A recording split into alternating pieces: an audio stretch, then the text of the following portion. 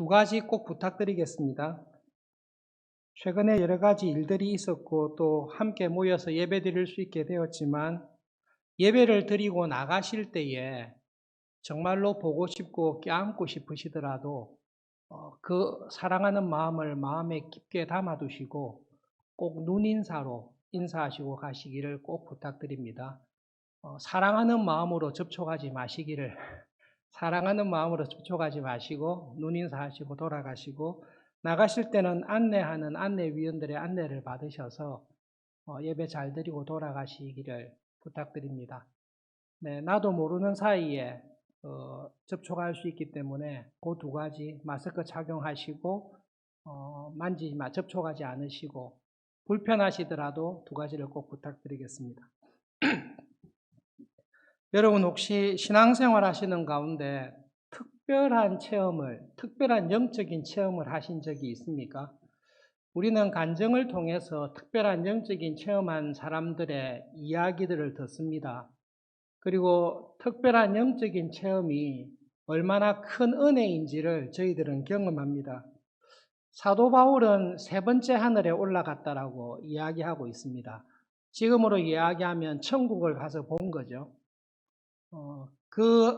자기가 몸 안에 있는지 몸 바깥에 있는지 자기도 알 수 없지만 세 번째 하늘, 요즘 말하면 천국에 가서 말로 표현할 수 없는 큰 은혜를 경험하고 보았다라고 이야기합니다.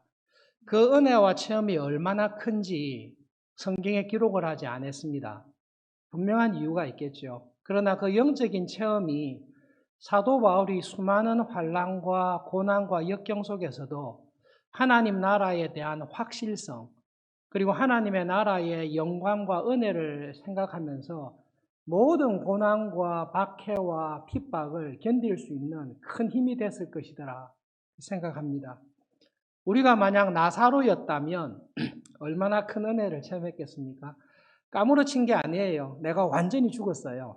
그리고 수건으로 내 몸을 둘둘 다 쌓아서 무덤에 그냥 넣어놨습니다. 그리고 내 몸에서 썩는 냄새가 나고 있는 중이었습니다. 그런데 어느 날 주님께서 저를 부르셔서 무덤에서 걸어 나오게 했습니다. 저한테 만약에 우리 여러분들에게 그런 체험이 있다면 그 영적인 체험은 평생 믿음으로 살아갈 수 있는 큰 위로와 힘이 될 것입니다. 우리 가운데서도 이런 엄청난 체험은 아니라 할지라도 하나님께서 주셨던 영적인 체험이 있는 분들이 있습니다.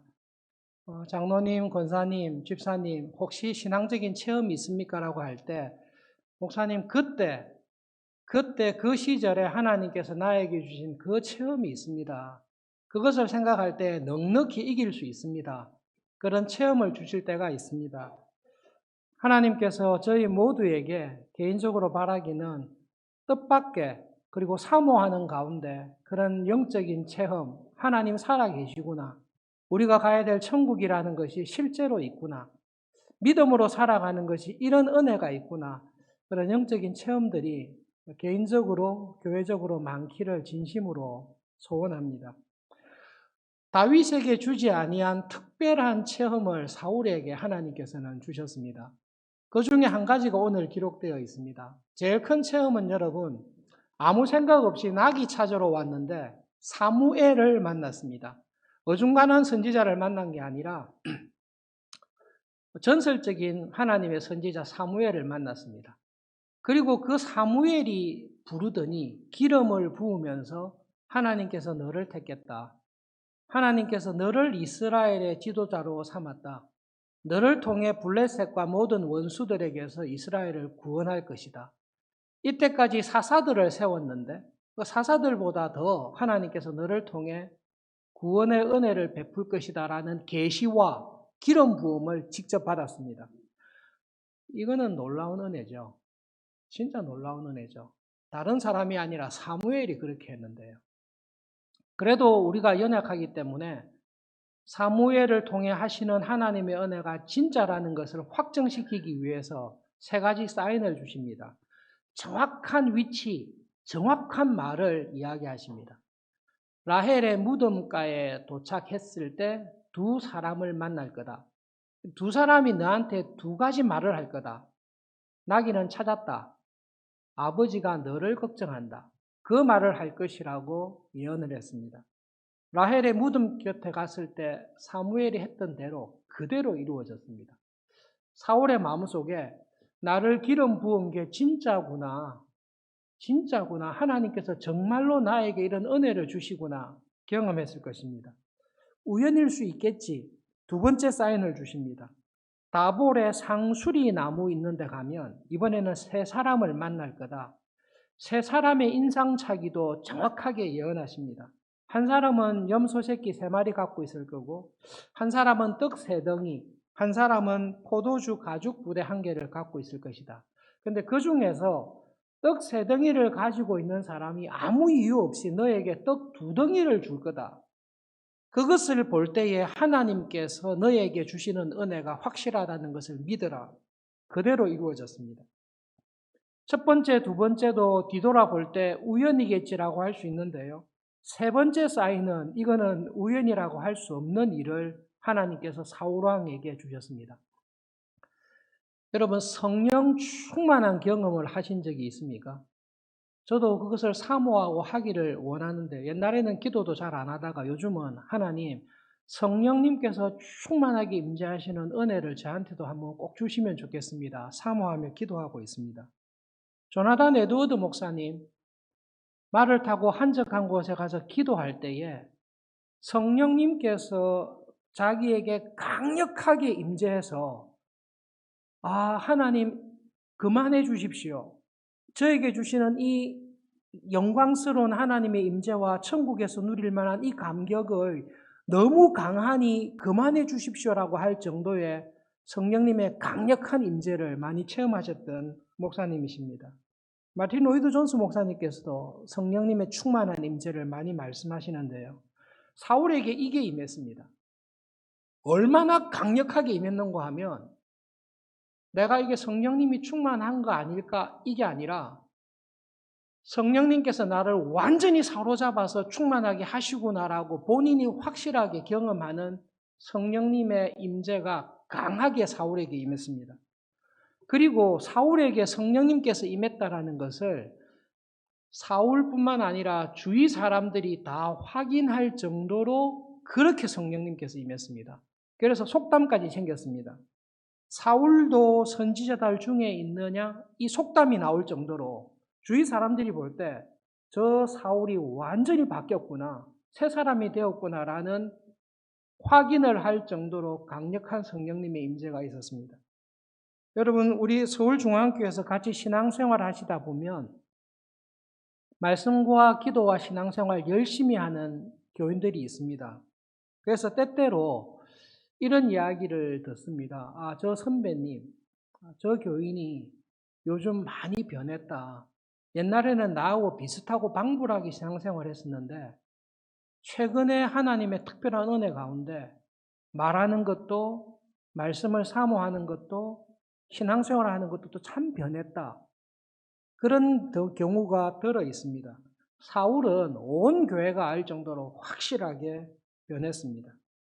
이것은 사울에게 있어서는 정말로 평생의 기억에 남을 일입니다. 사울에게 물어봤을 때 어떤 은혜가, 특별한 은혜가 있습니까? 라고 할 때에 사울은 사무엘을 통해 기름 부음 받은 사건, 라헬의 무덤에서 말 하나 틀리지 않고 상수리 나무에서 있었던 기적, 그 다음에 잊지 못할 기적은 그때 성령님께서 나를 강력하게 사로잡았다라는 그 경험입니다. 여러분, 하나님께서는 은혜를 주실 때에 사명을 함께 주십니다. 사무엘상 10장 7절과 8절에 있는 말씀을 영상을 통해서 보고 한 절씩 교독하겠습니다. 사무엘상 10장 7절과 8절입니다. 7절을 제가 읽겠습니다. 이 징조가 내게 임하거든 너는 규례를 따라 행하라. 하나님이 너와 함께 하시느니라.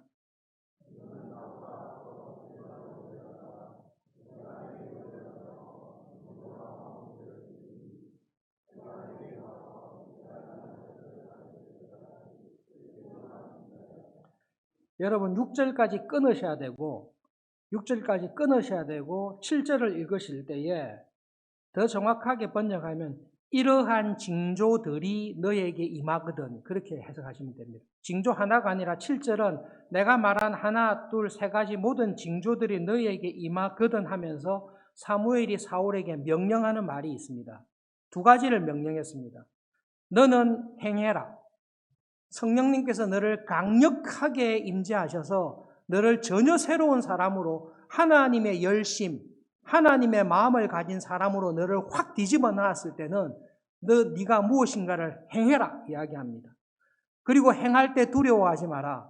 너에게 강력하게 임했던 하나님의 영이, 성령님께서 너와 함께 하기 때문에 두려워하지 말고 행해라.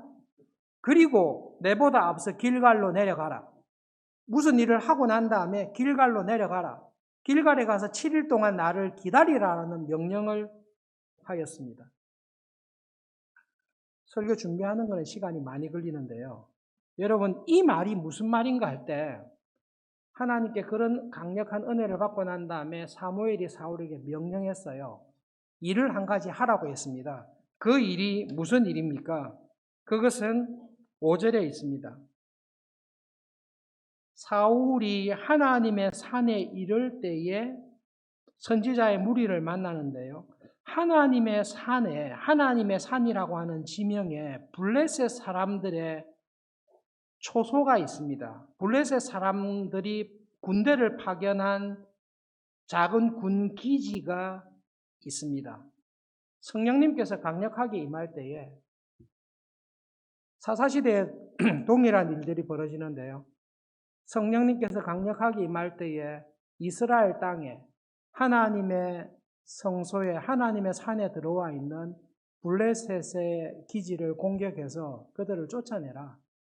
하나님께서 너와 함께 하시니까 그들을 쫓아내라. 쫓아내고 난 다음에 길갈에서 나를 기다리라. 내가 7일 이후에 가겠다라는 말씀입니다. 사울은 이 말에 순종하지 않습니다. 하나님의 많은 은혜를 받았습니다. 그리고 완전히 새로운 사람이 되었습니다. 그리고 사명을 받았습니다. 그 사명에 순종할 수 있는 약속까지 분명히 받았습니다. 그런데 사울은 그 하나님의 은혜는 받았으나 은혜 받은 자에게 말씀하신 하나님의 명령에 순종하지 않습니다. 여러분, 오늘 본문의 말씀을 볼 때에 사울이 어떤 사람인가라고 생각을 해보십시오. 사울은 특별한 체험과 영광과 은혜를 받은 사람입니다. 이스라엘의 초대의 왕으로 기름 부음을 받은 사람입니다. 사무엘을 통해 많은 계시와 축복을 받은 사람입니다. 사울처럼 이렇게 은혜를 많이 받은 사람도 그렇게 많지는 않을 것입니다. 그러나 여러분, 사울이 하나님께 받은 은혜로서 하나님의 나라에 끝까지 충성하여 천국에 들어가는 사람입니까? 아니면 하나님의 은혜를 받았으나 그 은혜에 따른 순종을 즉각적으로 하지 아니함으로 말미암아 하나님의 나라에서 떨어져서 지옥으로 가는 불행한 사람입니까? 신기하게도 사울은 하나님께 많은 은혜를 받았는데 그것이 은혜라는 것을 깨닫지를 못한 사람입니다. 하나님께서 은혜를 주실 때는 그 은혜로 인하여 네가 잘되고 성공하라고 주신 것이 아니라 하나님께서 주신 은혜를 가지고 하나님의 나라의 일을 하도록 하나님 나라의 일꾼으로 우리를 쓰시도록 은혜를 주십니다. 그런데 사울은 은혜는 받았는데 그 받은 은혜가 은혜인 줄 알고 은혜에 순종하지 않습니다. 은혜라는 것을 깨닫지 못합니다. 여러분, 나에게 주신 것이 은혜라는 것을 깨닫지 못하면 은혜를 배반하게 됩니다. 하나님께서 나에게 은혜로 왕이 되게 하셨구나. 하나님께서 은혜로 나를 부르셨구나라는 것을 깨닫고 그 은혜 안에서 쭉 자라갈 때에 구원에 이르는 믿음으로 살아가게 됩니다. 그러나 은혜를 받았는데 하나님께서 이 은혜를 나에게 주신 것은 이 일을 하라고 하시는 것이구나. 그것을 알고 함께 하시는 성령님을 의지하고 순종하지 아니하는 사람은 그 은혜를 배반하게 되고 그 은혜를 떠나게 됩니다. 여러분, 은혜를 많이 받았는데 어떻게 하나님의 은혜를 떠나갈 수 있을까? 예수님께서 이 땅에 오셔서 모든 사람이 인정할 만한 신앙인 한 사람을 만났습니다. 우리 지금으로 치면 모태신앙입니다. 모태신앙이고 어릴 때부터 주일학교 때부터 자라면서 신앙생활을 아주 잘했습니다.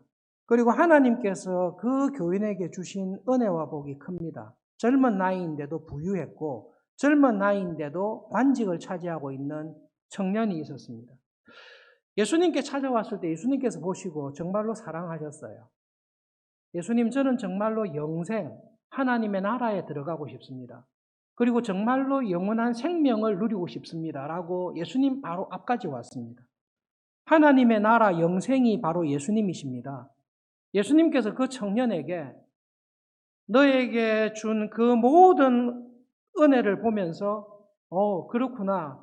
그렇다면 네가 그렇게 원하는 영생, 하나님의 나라로 오너라. 내가 하나님의 나라요. 내가 영생이다라고 손을 뻗쳐서 오라고. 근데 내한테 올 때 지금 갖고 있는 돈은 다 필요 없으니까 가난한 사람한테 다 나눠주고 내한테 오라고 천국에 손을 딱 내밀어 주십니다. 그럴 때 그 청년이 내미신 주님의 손을 잡고 그냥 예수님한테 한 발자국만 가면 됩니다. 천국이 바로 코앞에 와 있습니다. 자기 앞에 천국이 들어와 있어요. 영생이 들어와 있습니다. 그런데 천국이 영생이신 주님께서 손을 내밀었을 때 그 청년은 예수님의 손을 잡지 않고 그 손을 거절하고 뿌리칩니다. 그 청년은 하나님의 나라에 가장 가까이 갔으나 하나님의 나라에 들어가지 못한 사람입니다. 왜 하나님의 나라에 못 들어갔습니까? 그렇게 많은 은혜를 받았는데. 사울하고 똑같은 점이 있습니다. 부자 청년도 은혜를 많이 받았습니다. 그런데 이 은혜가 은혜인 줄을 잊어버린 것입니다. 은혜를 너무 많이 받다 보니까 내가 이렇게 믿음 생활 잘하게 된 것이 내가 잘한 것으로 생각이 되었습니다. 내가 부유하게 된 것도 내가 믿음 생활을 잘했기 때문에 믿음 생활 잘하는 나에게 주시는 하나님의 복이라고 생각해서 그 복이 나의 성실한 믿음 생활의 보상이라고 생각을 했습니다. 젊은 나라에 관직에 올라게 되었습니다. 높은 자리를 차지하게 되었습니다. 하나님께서 주신 은혜인데요. 내처럼 이렇게 믿음 생활과 신앙 생활을 잘하니 하나님께서 주셨다라고 생각을 하게 되었습니다. 하나님께서 은혜를 주셨는데 내가 받은 은혜가 은혜를 주신 하나님보다 더 크게 되었습니다. 그래서 예수님께서 은혜를 주신 예수님께서 그렇지 너에게 이 모든 은혜를 준 분이 바로 나이니까 나를 붙들고 오라고 했을 때 이 청년은 내가 받은 은혜를 놓치기 싫기 때문에 은혜를 주신 하나님을 딱 배반하게 되는 자리에 들어가게 됩니다. 사울왕의 문제가 무엇인가 하면 하나님께서 은혜로 자기를 왕으로 삼았습니다. 왕으로 세울 때 부끄러워서 숨어 있었습니다. 겸손한 사람입니다. 자기를 내세우는 사람이 아닙니다. 그러나 하나님께서 주신 은혜 안에 살아가는 사람은 이 모든 것이 은혜로 시작해서 은혜로 인도하시고 이 모든 것이 은혜라는 것을 계속 알면서 자라가게 되는데요. 이것을 자라가지 못하고 주신 은혜의 마음을 쓰다 보니까 사울의 마음속에 하나님께서 주신 은혜, 이스라엘의 왕이 된 것, 이 왕으로서 살아가는 영광과 사람들의 인정과 존경과 인기를 관리하기 위해서 이 욕심이 사울의 마음의 중심을 잡은 것입니다. 결국은 어떻게 되지요? 결국 사울은 하나님의 은혜를 받았으나 그 은혜 안에서 자라지를 않습니다. 은혜로 시작하였으나 그 은혜를 배반하게 되는 자리에 떨어진 것입니다.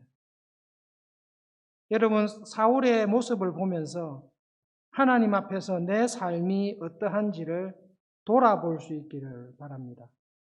하나님 보시기에 내가 은혜 안에 살고 있습니까? 여러분, 이렇게 다른 사람을 보지 마시고 예수님께서 만약 나에게 네가 정말로 은혜 안에서 지금도 살고 있느냐? 그렇게 물었을 때에 하나님, 저는 정말로 은혜 안에 살고 있습니다. 그렇게 자신 있게 이야기할 자리에 있습니까?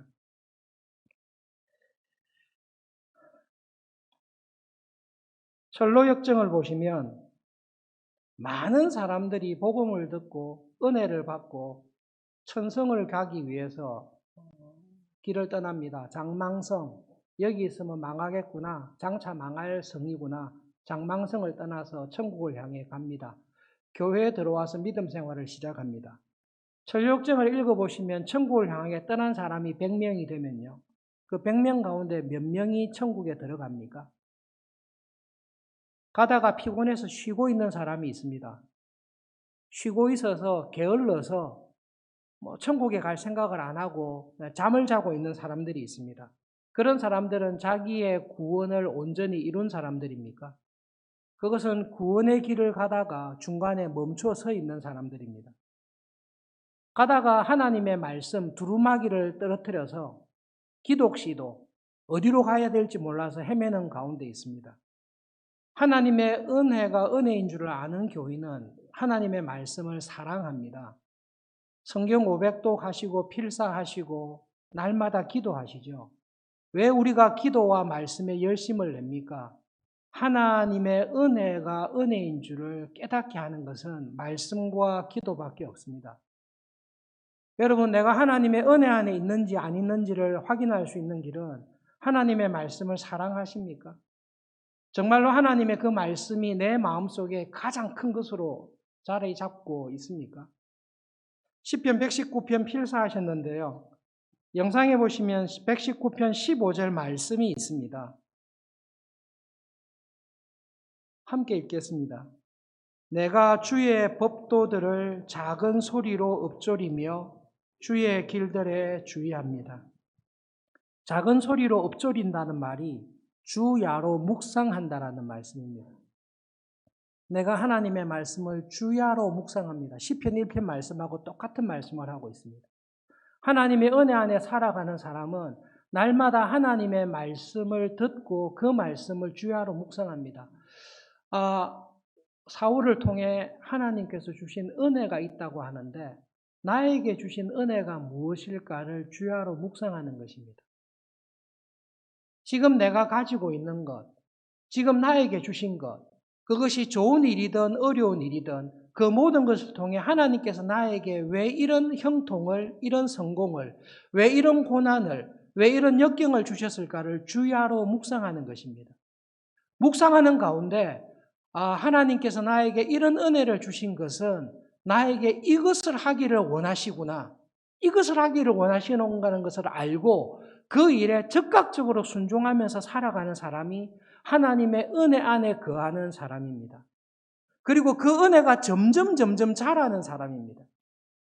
하나님께서 사울에게 네 이제 왕이 안 되겠다, 너 왕 되지 마라, 왕 되기에는 너의 생각이 너무 세속적이고 왕 되기에는 너의 욕심이 너무 많아서 네가 왕권을 붙들고 있다가는 네가 죽을 것 같으니까 왕을 그냥 다윗에게 넘기라고 이야기했을 때 사울이 은혜 안에 있는 사람이라면 하나님 감사합니다. 제가 그런 위험에 빠져 있군요. 당장 회개하고 그 자리를 떠났을 것입니다. 그러나 사울의 마음속에는 은혜가 사라지고 욕심이 사로잡게 됐습니다. 다윗에게 똑같은 일이 벌어졌습니다. 다윗에게 똑같은 일이 벌어져서 하나님께서 다윗에게 나단을 통해서 징계한다라고 이야기했습니다. 그때 은혜 안에 살아갔던 다윗이 어떻게 하죠? 하나님 다 빼앗아가도 좋습니다. 다 잃어도 좋습니다. 그러나 주의 성령을, 주님의 성령님을 저에게 거두지 말아 주십시오. 무슨 말씀이죠? 하나님, 저는 다 빼앗겨도 좋은데 하나님만 저를 안 떠나시면 됩니다. 저는 하나님만 붙들고 살아가면 됩니다. 여러분, 은혜 안에 살아가는 교인은 너무 간단하게 하나님을 사랑하는 사람입니다. 성경을 통해, 기도를 통해 하나님이 우리를 어떤 자리에 데리고 가는가 하면 하나님을 사랑하는 자리에 나를 딱 데리고 가십니다. 그래서 여러분, 오늘 말씀을 통해 한 가지 하나님 앞에서 우리를 돌아봅시다. 여러분, 5년 전보다 1년 전보다 하나님을 사랑하는 마음이 내 마음에 더 큽니까? 내 마음에 하나님을 사랑하는 마음이 점점 커지고 있습니까? 그리고 하나님을 사랑하는 마음이 정말로 커서 하나님께서 아들을 바치라고 할 때에 하나님을 사랑하는 마음에 저는 아무런 문제가 되지 않습니다. 그렇게 하나님 앞에서 정말로 하나님을 사랑하고 있다는 것을. 왜 그렇게 사랑하지요? 하나님께서 나에게 주신 은혜인 줄을 알기 때문에 사랑하는 것입니다. 왜 이삭을 내어놓지요? 이삭 자체가 은혜이기 때문에 그렇습니다. 왕권을 왜 내어놓지요? 왕권 자체가 하나님께서 나에게 주신 은혜인 것을 알기 때문에 그렇습니다. 여러분, 이번 한 주간 특별 새벽 기도에도 있고 사경에도 있습니다. 하나님 앞에서 여러분 이 부탁은 꼭 드리고, 이 도전은 꼭 드리고 싶습니다. 하나님께서 코로나를 주셨습니다. 올 2월 달부터 제대로 시작했습니다. 하나님께서 코로나를 끝내시겠죠. 예수님 재림 때까지 갖고 가실지 그렇게 생각하지는 않습니다. 언제 끝낼 때가 있겠죠. 하나님께서 코로나라는 은혜를 주셨습니다. 그리고 우리에게 딱 한 가지를 요구하실 것입니다. 코로나를 시작했을 때 하나님을 사랑하며 살아가던 나의 모습과 코로나를 딱 끝냈을 때에 하나님의 은혜를 경험하고 하나님을 사랑하며 살아가는 내 모습이 완전히 달라질 수 있기를 정말로 기도합시다. 하나님, 이번 이 기간 동안 하나님이 언젠가 끝내실 줄을 아는데 하나님, 이 기간 동안 내가 하나님의 은혜가 은혜인 줄을 알고 하나님의 말씀을 주야로 묵상하며 내 입술로 엎조리면서 이런 은혜를 주신 하나님께서 나에게 이것을 원하시구나. 하나님께서 나의 남은 삶 동안 이것을 원하시구나라는 것을 정말로 알아서 천국에 계신 주님께서 너 다 버려두고, 네 재산 다 버려두고, 너 지위 다 버려두고, 네가 쌓았던 거 다 버려두고 모든 건 내려놓고 나를 따라오겠냐라고 손을 딱 내미실 때 예수님께서 저에게 그걸 하기를 원하시면 저는 아무것도 문제가 안 됩니다. 다 내려놓고 갈 수 있습니다. 하나님의 은혜를 알고 그 은혜에 즉각적으로 순종하며 살아가는 사람으로 저를 변화시켜 주십시오. 그 기도를 드리며 사경회와 새벽기도의 시간을 지나는 복된 한 주간이 되기를 진심으로 기도합시다. 말씀을 기억하면서 기도하겠습니다. 특별히 여러분 이 시간 사울을 보면서 안타까운 마음으로 기도하겠습니다. 하나님, 저의 믿음의 눈을 열어주십시오. 하나님께서 저에게 주신 특별한 은혜와 축복이 무엇인지를 보게 해주십시오. 두 번째로, 하나님 저에게 은혜를 주셨을 때 그 은혜를 가지고 하나님께서 저에게 원하시는 일이 분명히 있을 줄 압니다. 하나님 그것을 깨닫게 해주십시오. 그리고 그 일에 쓰임받으며 충성하며 살아가는 그런 사람으로 사는 은혜를 주십시오. 기도하겠습니다.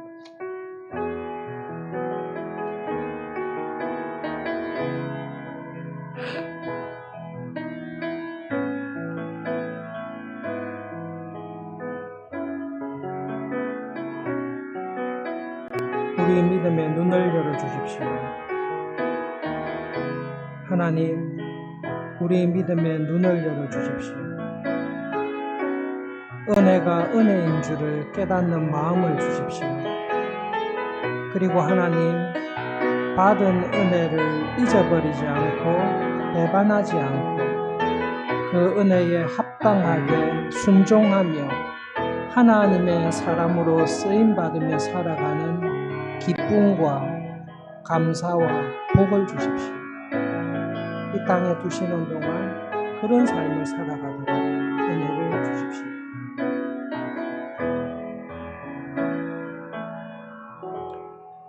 성령 하나님, 간절히 기도합니다.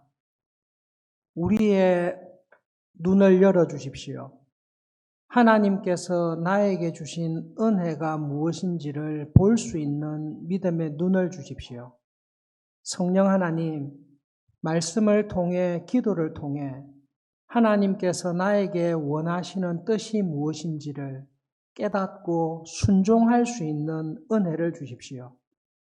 이 땅에서 우리의 남은 삶을 살아갈 때에 하나님의 뜻을 깨닫고 그 뜻에 즉각적으로 순종하며 하나님을 사랑하며 살아가는 사람이라는 칭찬과 인정을 하나님께 받는 우리의 삶이 되도록 성령 하나님 우리를 붙잡아 주십시오.